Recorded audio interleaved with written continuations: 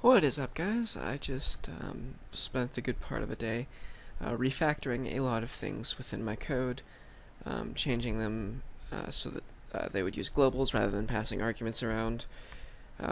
Usually it's good programming practice to avoid globals, but I feel as though that in this case, for clarity and both for usability, it was the best choice.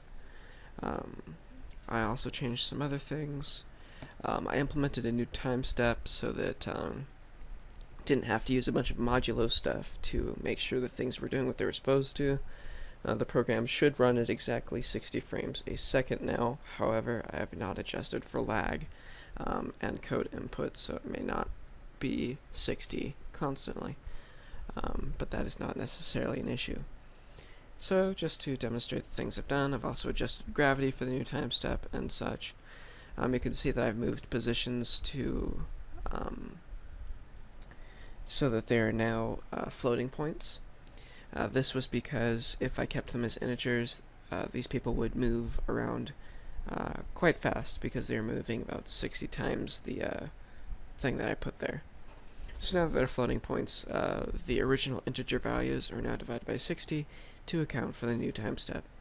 And you can see that movement is also seems a lot more natural now.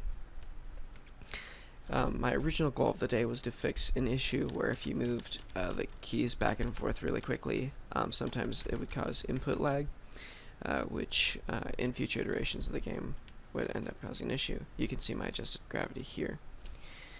Tomorrow I'm probably going to work on it so that if I move to the left, it loads the left level, so on and so forth. I also made these adjustments for the entity as well. So that's pretty much it. I know it doesn't seem like much, but most of my time was spent beautifying the code and abstracting things into their own classes so that they would work correctly. So, have a good day.